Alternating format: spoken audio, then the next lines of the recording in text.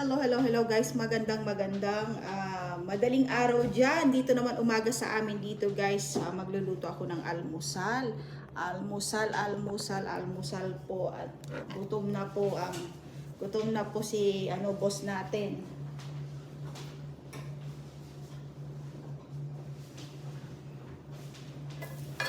Ayan, guys. Magsasangag ako guys.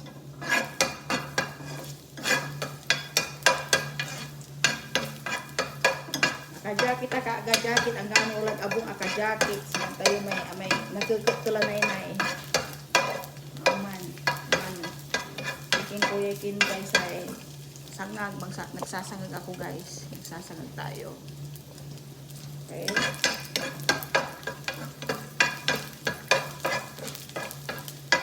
so kumusta na po sa inyong lahat? Ako ayun, sangag tayo kasi maraming natitirang kanin. So, sinasangag na lang natin. Kasi sayang kung magluluto ulit.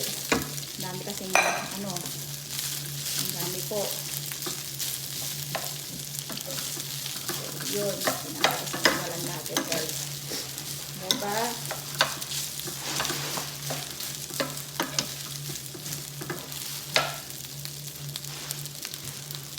Ito, nagsasangag tayo guys kasi marami tayong kanin ngayon. Sayang guys, tandaan nyo guys ako makawa na, tandaan nyo na ako inis ako pag nagpupunta kami ng restaurant or kung ano at hindi na uubos yung mga pagkain kasi ang daming hindi kumakain sa mga panahon ngayon.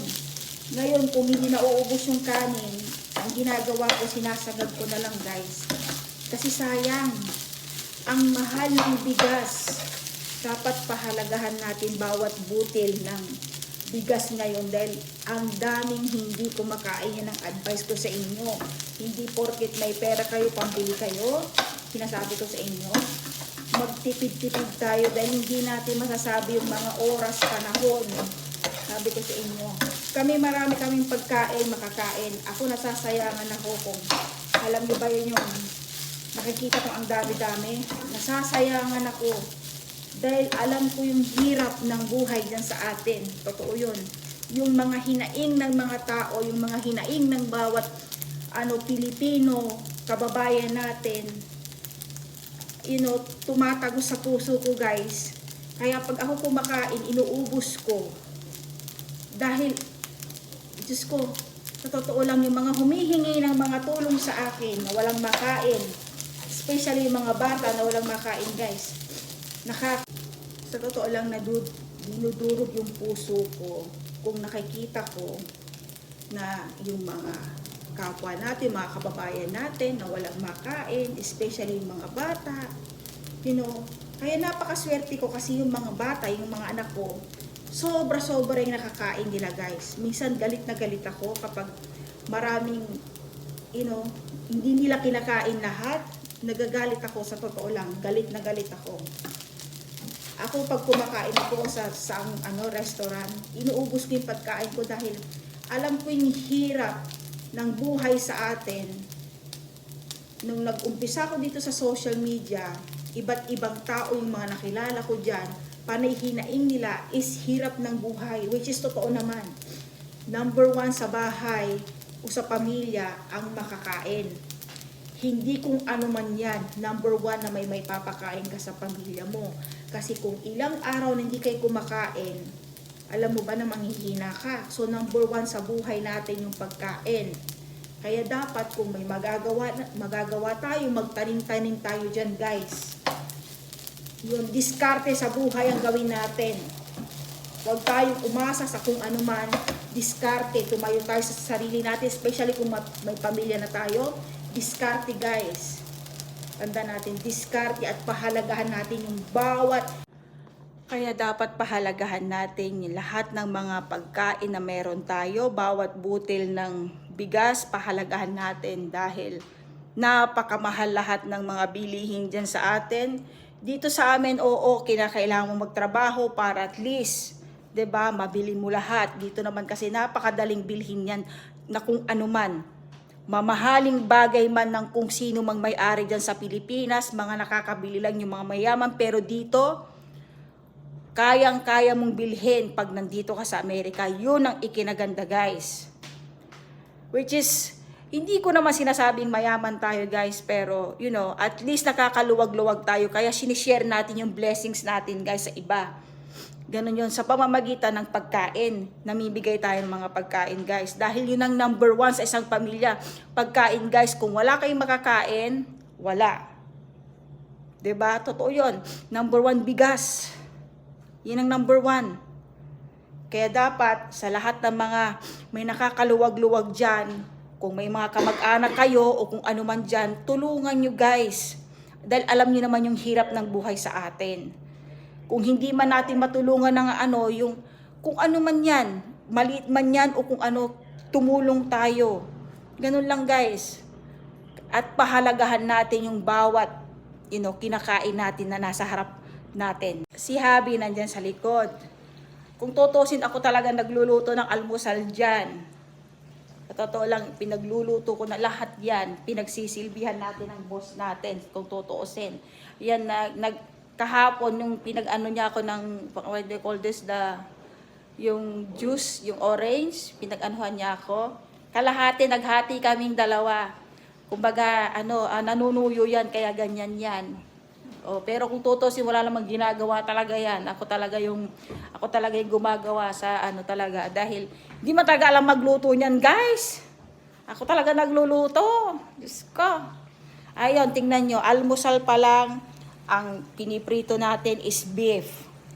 So magpasalamat tayo sa Panginoon dahil imagine almusal pa lang natin is beef na, tapos may sinangag, tapos magluluto pa tayo ng itlog. So parang kung iisipin mo, saganang-sagana na yun, guys, 'di ba? Yun eh.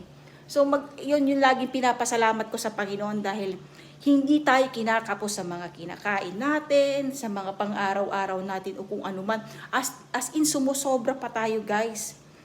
Yun. Ayokong magsinungaling, pero yun ang totoo, guys. Yun eh. Kaya ako nga sinishare kung ano man yung meron ako, nakakaluwag tayo, sinishare natin. Kaya dapat yun din ang gawin ng mga kapwa natin na nakakaluwag sa buhay. Dahil alam natin. So yun, guys, yun ang masasabi natin. So ito, kasalukuyan, nagpiprito pa tayo ng beef at the same time. After that, magpiprito po tayo ng egg. Yun ang kasi pag breakfast, gusto ni Habi ang egg, pero kinakailangan alamin natin na ang egg hindi lagi panay yan. Dahil hindi rin po pwede yan, magkaka-allergy ka dyan or what, at least in just 1 week, at twice ka lang mag-egg sa isang linggo. Hindi po pwede araw-araw kasi nga magkaka-allergy ka yan. Hindi po pwede rin ng egg lagi everyday. Kinakailangan nag-almusal ka ngayon ng kinabukasan, iba rin naman ang almusal mo, hindi palaging egg. So yun ang sinasabi ko rin sa kanya pag sinasabi, hindi ko kinukonsintihan sa mga pagkain. Pag bawal sa kanya, bawal, sabi niya, mamapasok ka lalama, simba lalama, wala akong pakialam dyan, para sa ikabubuti mo yan. Kung hindi pang bawal, huwag mo kakainin. Ako sa kanya, kasi minsan, iba yung nararamdaman niya. Sabi ko, kumain ka na naman ng ganito. Yun. Ganun yan, pag masarap sa, niya, wag lang wagtan, guys, ganyan yan. Mahilig din yan sa sweets, pero bawal sa kanya. So, yun, guys. Sa lahat ng mga nakakaluwag dyan, tumulong tayo. Yun ang number one dyan. Tumulong tayo sa kapwa natin. Kagabi pala, guys, nanood ako ng Hunger Games kasi maraming Hunger Games na diba? Alam niyo yung palabas na Hunger Games? Pinanood ko yung episode na una. Kasi yung pinanood namin sa sine, that is yung bata pa si Snow. Yung napakabait pa ni Snow noon. Naging lang siya, naging parang suplada at magaliting tao, yung parang dahil nga sa dahil sa na-indisperse siya sa isang babae, parang dun sa babae na minahal niya, na niloko lang siya, kaya nung siya nang naging presidente ng buong nila, ayun, medyo matapang, antapang niya, sobra-sobra niyang pinapahirapan yung District 12. So kagabi napuwit ako dahil curious ako sa anong naging ugali ni Snow nung tumanda na siya. Naging worse siya dahil nga sa isang babae na nanloko sa kanya, si Lucy Gray, na pagpalagay natin ahas, tinuklaw siya. Kaya yung mga ahas dyan, ha? Mga ahas dyan. Isang tabi niyo yung pagiging ahas niyo. Huwag kayong si Lucy Gray. Dahil, Diyos ko, magiging ahas talaga kayo guys, pag ganun. Diba? Ganun lang yun. Ganun lang ang buhay. Lagi kong inano yung banana, kung raspberry, and then may blueberries, and then yun ang almusal na niluto ko, egg, and then may beef po, and then sinangag po guys. And ayun, kami muna maunang kumain. Dahil alam niyo naman yung mga ano dito, kung kailan sila gusto, ganun lang, hindi kami sabay-sabay. So, yun, si Habi wala talagang ginagawa yan, guys. Yun ang totoo. Boss yan dito, pinagsisilbihan ko yan. Ayan, hindi niya alam magluto yan. Ang alam niyang magprito ng itlog, pero yung mga gawain hindi siya marunong, guys. Ako talaga. Okay, maniwala dyan pag may nagsasabi yan ng nagluluto, hindi. Totoo yan. Kaya yun. Happy lang, kakain na kami guys ha. Thank you. At mag-aalmusal na kami. Igagawan ko pa siya ng ng kape kasi manlulubog na kapita ng gano sinangag. Ilubog to yung kape guys. Ganyan yan katende pag almusal. Yan, imis tatwa. Nang gawan tay juice karoman. Halos siyang uminom lahat guys. Nung dumating sa akin konti na. Ginising ako. Inom ka ng sabi, natawa naman ako. So, yun. Love you. Happy lang tayo. Goodbyes. Mwah.